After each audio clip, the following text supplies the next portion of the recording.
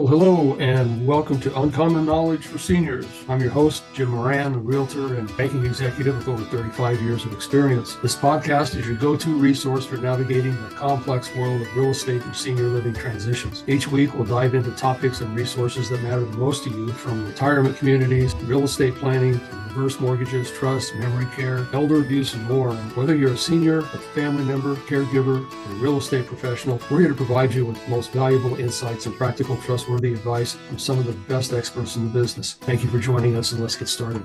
Well, hello, and welcome to another session of Uncommon Knowledge for Seniors. Today we have Debbie Tallman again, and she's going to talk to us today about purchasing a home with a reverse mortgage. And the first thing that comes to mind is, oh, you can't do that. Yes, you can. No, you can't. And with a little bit of knowledge, it can be a great benefit for folks. And so,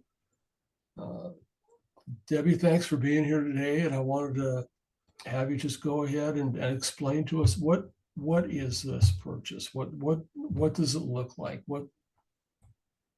Pretend I'm 6 years old. How does it work? That sounds good. Thanks again, Jim, for having me back. And the reverse purchase is, it started back in 2008 and hardly any transactions are happening. I would say, about 3% of all the reverse mortgages that get closed are reverse purchases. So it's definitely a product that realtors don't really understand. The consumer doesn't really understand. And so education is the best way to get the point across. It is a mortgage, just like any other mortgage on a purchase transaction. The difference is, first of all, the borrower needs to be at least 62 years old. And for clarification purposes, I'm talking about the FHA reverse mortgage, which is also called the HECM, which means home equity conversion mortgage. So that's what I'll be referring to today. So you have to be at least 62 years of age. If you're married, only one of you has to be 62. And then it requires a down payment based on your age. And it also is based on the interest rate and based on the property value. But I would say the average amount of down payment today, and that would include closing costs, is about 60% of the purchase price. So what the reverse purchase allows you to do is put down 60%, and the reverse purchase is the 40% balance of that transaction. So most people are coming in, the seniors are coming in and trying to pay cash, 100% cash on right sizing their life. Let's say getting a smaller home, or maybe they have acreage that they can't manage anymore, whatever their reasons are. And then they're trying to do it with 100% cash. So the main purpose of the reverse purchase is to preserve your assets. Instead of, cash is king. So instead of putting 100% towards your new purchase for your forever home, you can put 40% back in the bank and get the reverse purchase. And the biggest difference of the mortgage with the reverse is that you do not have any monthly payment obligation. You do not have to repay the debt till you're no longer living in the home. And you can make a payment if you want to. You can make you have the flexibility to pay or not pay every month. And of course, you get a statement every month, and it tells you exactly how much interest you're being charged. Your balance will continue to grow if you're not making any payments. And then your responsibility is that you have to pay your property taxes on time and your insurance on time. If you have HOAs, you have to pay those on time. But as long as you're doing that, you're in compliance with the reverse mortgage.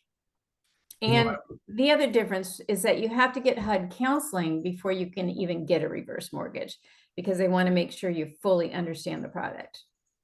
That's really intense too, isn't it? It's about an hour or so, isn't it? It's an hour. And if you're married, you both have to be on that call, or if you meet in person. And they're just going over it and making sure you fully understand all the points of the reverse mortgage. That'd be good for somebody to do with a regular mortgage, actually. Yeah, that's true. Just to make sure you understand it. I'm a fan of this, as you know, and I've always felt it as something that that folks are missing because it's just misinformation. They just aren't getting the right answers, and they're not getting the right information, and they think it's something different, and they're going to be tied to the railroad tracks, and they're going to get run over, and it's just all this stuff. And when it's actually laid out in front of you, and you actually have the paperwork, and you're looking at the numbers, and you're looking at the program and how it works, it's like, well, I didn't think this is how it worked. It's like, well, this is how it works. Well, I didn't think that's how it worked. Well, this is how it works. This is what it is right here on paper. If they get that, typically, do they understand that? Or are they still reticent at that point? Is there still something behind it that maybe they feel isn't said, or that kind of thing? I think once they have the opportunity, I mean, what I do is, and like you do too, Jim, is you counsel, you educate. I always, when I sit down with a client, is this going to meet your goals? Is this the right choice for you? But when you go over the fact that it gives you the flexibility to not have to make a mortgage payment. If you're paying cash, you'd still have to pay your property taxes and insurance, so that's no different, or your homeowners association dues. And the fact that they didn't use up all of their cash. I mean, cash is king today. So to be able to preserve 40% of your total amount that you're going to use and put that back in the bank, that's very appealing to them. Mostly they get worried about, oh, well, we want to leave the home to our children and things like that. That's everything to be explored, because the balance obviously keeps growing if they choose not to pay, but they never owe more than what the home is worth. It is a non-recourse loan, which also makes it unique. That's not true on a traditional mortgage. So they never owe more than what their home is worth. And they can't come after their estate or their heirs if they end up saying, well, we can't sell it for more than it's worth, so we're just going to give it back to the lender. So it's like a short sale at the end. So that protects them there. That's why mortgage insurance is on the product, to protect the consumer that way. And once you go over, well, what is it that you really want to leave to your kids? Would it be better that you're not costing them any money as you age and unexpected expenses come up, that, because you preserve some cash, you're able to take care of yourself? I think that's really what the heirs or the children want. They want their parents taken care of. So. And I think one of the things I keep hearing is, well, I'm going to lose my house. I'm going to lose all my equity. And they feel that once they get the loan, that instantly all the equity goes away. And it's like, well, no, it goes away to the tune of the payment that you're not making. And it amortizes out. And here's a schedule that shows you exactly what that is and what that looks like. It's like, oh, well, once again, gosh, I didn't know that. And it's just such an educational process. It really is. So, yeah, and you bring up a great point, because there's an amortization table that they get to review, and what they're hearing is that their balance is growing over time. That's what they hear. Mm-hmm. But what they're not hearing is, well, your home is also appreciating over time. And FHA uses 4% appreciation factor. That's like a national average. And here in Bend, what would you say our average appreciation is? 6, 7, something like that. Yeah, it's beating 4%. Yeah. So if you add in that appreciation over time, and let's say interest rates average out somewhere around 6.5, they're really not going in that negative that they think that they are. When you get down to age 99, there's still equity remaining in the home. So when you show them all the facts, and again, they're based on estimates, but they get the general idea of how the product works. Well, tell us about somebody you've done a loan for that went through the process and got it. Yeah, well, to make them more competitive to buy a new home, they didn't want to make it subject to the sale of their home. So what they did is they actually went to a bank and they tried to get a HELOC on their existing owner-occupied home. And I had talked to them earlier about getting the reverse mortgage, but they just, they had their doubts about it. They didn't think that's the way they wanted to go. So they went to get the HELOC. And unfortunately, they told the lender, hey, we're going to buy another home. And so they were denied getting the loan because it was intended to be owner occupied. And then they found out that they'd be departing that home to buy another home. So they came to me and they were still able to make their offer that wasn't subject to the sale of their home. And of course, we weren't using as much. They were trying to do 100% cash to do that original transaction. And so still leaving money in the bank, 60% down. We had approval and clear to close in 18 days. So we actually performed really well. The realtor was so grateful because she was panicked that, she didn't want to have it sale fail. And of course, the borrowers loved the home. They didn't want to lose it. So that was a great transaction because it really turned those borrowers around of the value of the reverse mortgage and exactly how it could work for them. Now they can take their time to sell their home.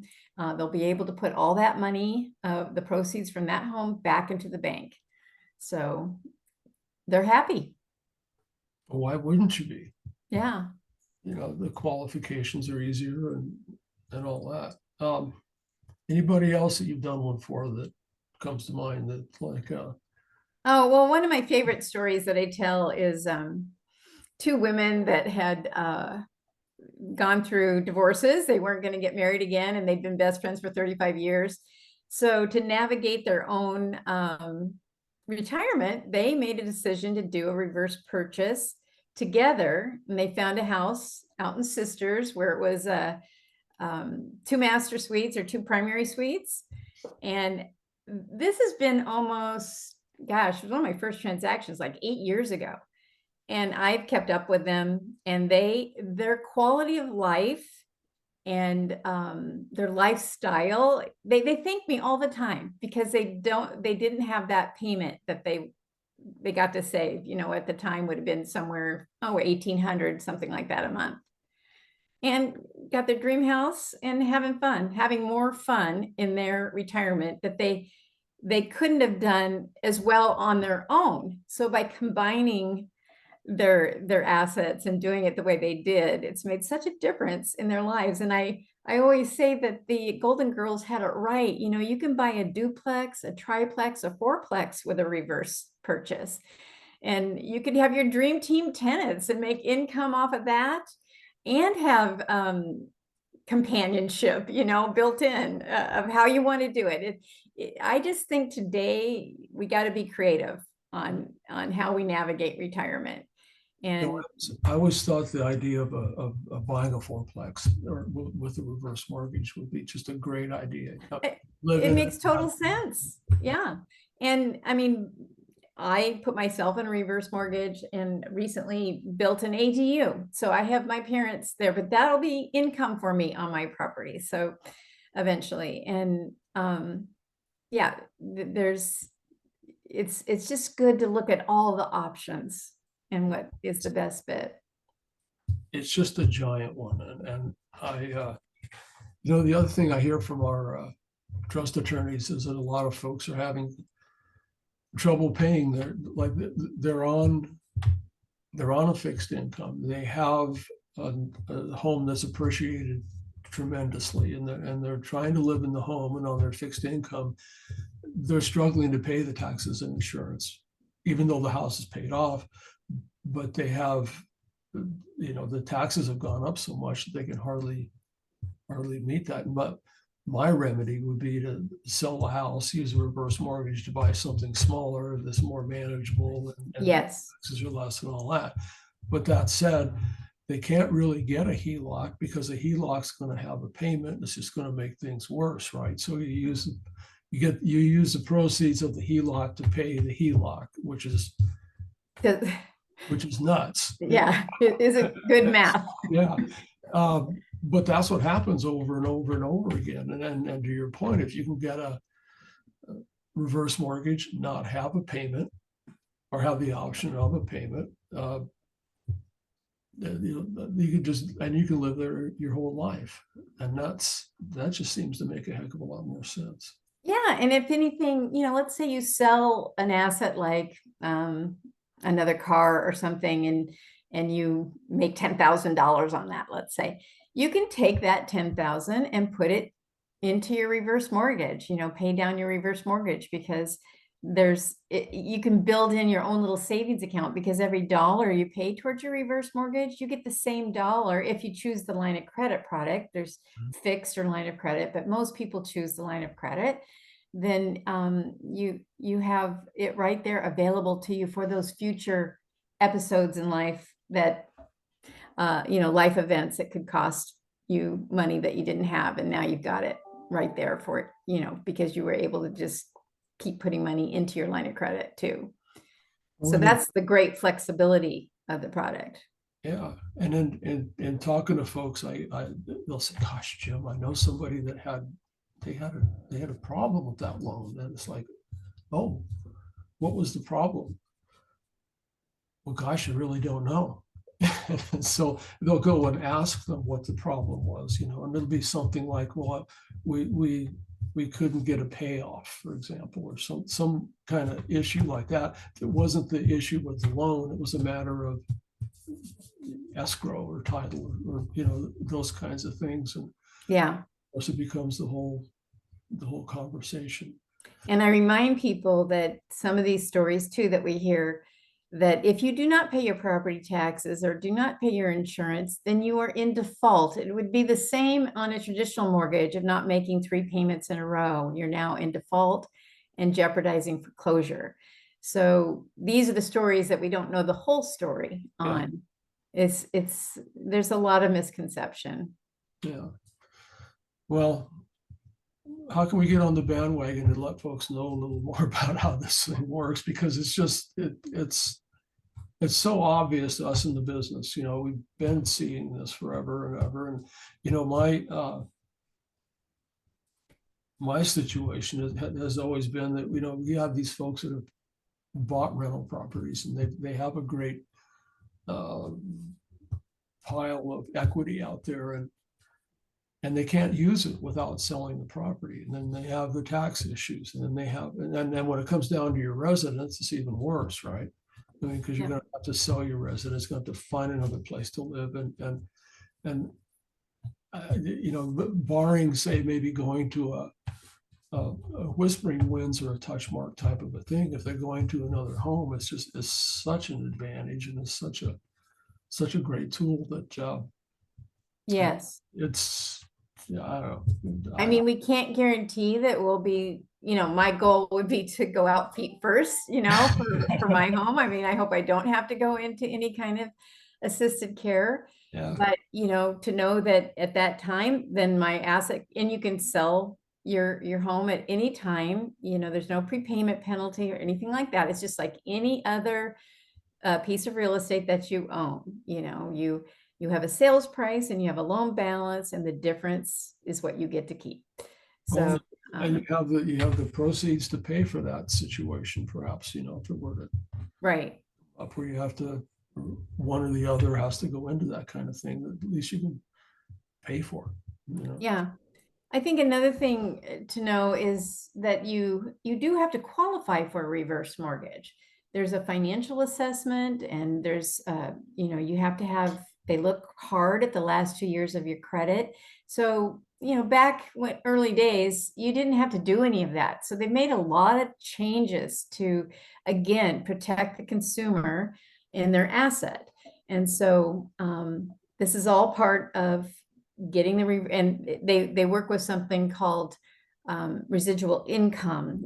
For a single person, you have to have at least $589, and for 2 people, you have to have $998 left over after all those expenses are taken out from your income. And I would say 98% of the time, I'm qualifying people just on their Social Security income. So that is a great advantage that may not happen with a traditional mortgage, because of the way they determine ratios, income and ratios that they have to meet there. So what is your process when someone calls up and says, "Hey, Debbie, I'd like to look into getting a reverse mortgage"? What Are you always face to face, or is it? No, a lot of times I'm over the phone, but my preference is to meet someone face to face. It's so much easier to understand. You know, I know that I can't just hear about something. It doesn't register. I'm a visual person. I want to sit down and look at all the numbers and things like that. And most of all, like I said in the beginning, it's counseling, as you know. You're sitting with your client and you're just counseling them. They need your help. That's why they're calling. And then to go over, well, what are your goals? What are your needs? Where are you right now? What's going to be the best fit? And then, of course, looking at the facts, like what is your income? What are your expenses? What's your consumer debt? Things like that. Once all that's determined, they decide whether they want to go forward with something like a reverse purchase. At that time, should they go forward, then I actually get their credit report done and I verify their assets and their income, just like any other traditional mortgage. And then I'm doing a pre-approval letter for them. So they are just as good of a candidate as anyone else, other than they need a mortgage and not paying 100% cash, but they're going in with a very large down payment, which is, most people getting mortgages are maybe putting 20% down, so again, they're looking very strong because those assets have been verified. And then I also counsel the realtor on making the offer and making sure the seller really understands what the reverse purchase is, like any other mortgage. There are some differences in that if the appraisal requires repairs, then the seller has to perform those repairs and pay for them prior to closing. So the borrower can't pay for those repairs, but that's only if the appraisal calls it out. And then the other great thing is that the seller can pay seller concessions up to 6% for the reverse mortgage now. It used to be they didn't allow that. That's huge. Yeah. I mean, on a $600,000 home, if the seller was willing to pay 2% or 12,000, that's just decreased their down payment and closing costs by that much. So this is very, very attractive now to the consumer if they can get that kind of offer accepted. So I've always wondered, because obviously not every lender does these or will do reverse mortgages. And my first question is why, and it's like, well, you have to know more and you have to be a little more astute in terms of the business and what you do and how things work and all that. And I say, well, what's wrong with the average mortgage broker not being able to do that? I've always felt that if you're going to be in this business, and you call yourself an advisor and all that kind of thing, that you've got to have this in your bucket. It's a big part of that bucket. And their databases are getting older and older. Yeah. There's over 10,000 people a day turning 65, and through 2030, this is going to be happening with the boomers. So the business is there. It sure is. My guess is that they probably just try to talk them out of it. I know the classic situation or the classic narrative is like, oh, well, they're not for everybody. And from my way of looking at it, from what I'm seeing, if you're over 62, you're probably a candidate for this. You probably should do this. And the idea that, well, they're not for everybody. It's like, well, okay, I can dismiss it, not worry about it, not learn anything about it, and just go on. I think that's what happens a lot of times, and it's a shame. I think it really is. And it is opposite, as far as loan officers go, it is opposite of everything they know on the forward side.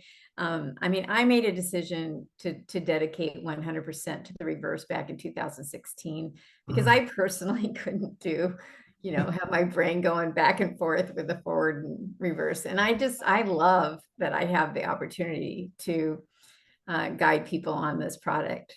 So. And it shows. So thanks, Jim. Yeah. And I would say on the reverse purchase, I was going to bring up one of the biggest reasons that realtors need to know about it is they're driving that client around all day long, trying to find a way for them to pay 100% cash, let's say on $500,000. And as we know in Bend, they're not going to find what is going to suit their needs for that price point. And so they usually have to raise it at least 100,000. And that's just such an easy solution to go do the reverse purchase and, finance that difference. If they still want to put $500,000 down, they can. And then they're just financing for the 100,000 and they're getting, what they need and will serve them for the rest of their life. That is huge. Yeah. And it's a tough thing to advertise, because it happens over and over again. You show people a $400,000 or $500,000 house in Bend and they're going, ugh,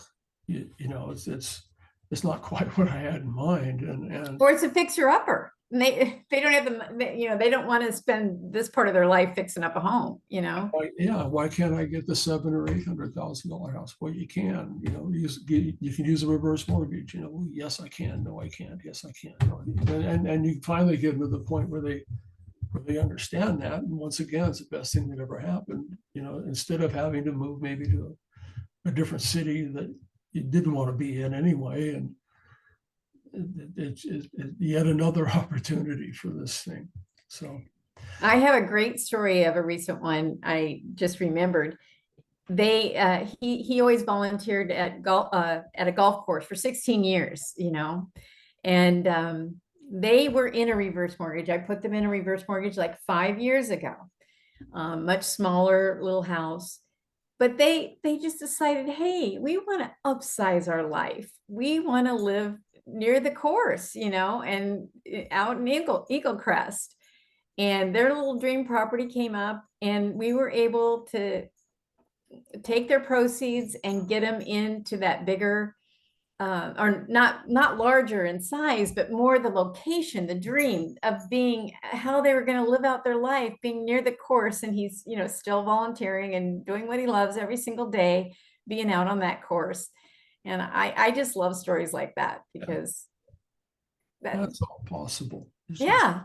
And what was great about them is they always really understood the value of the reverse mortgage, so that was, when you can do it twice for them like that, that's wonderful. So, well, Debbie, this has been great as always. And I thank you so much for your time, for your intelligent time. It's been really great. And I'll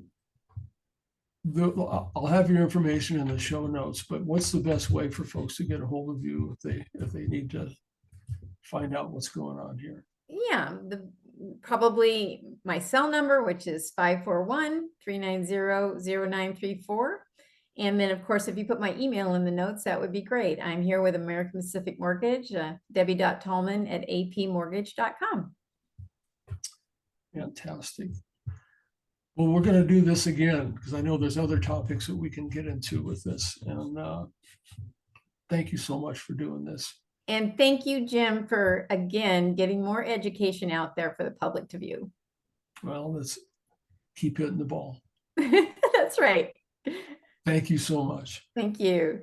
Take care. Thank you for listening to this episode of Uncommon Knowledge for Seniors. I hope you found the information valuable and inspiring. And if you have topics or circumstances you'd like us to address, please let us know. And don't forget to subscribe to our podcast and visit our website. We're at www.uncommonknowledgeforseniors.com for more resources and schedule a confidential consultation. And until next time, I'm Jim Moran, reminding you to embrace your next chapter with confidence and clarity. Take care.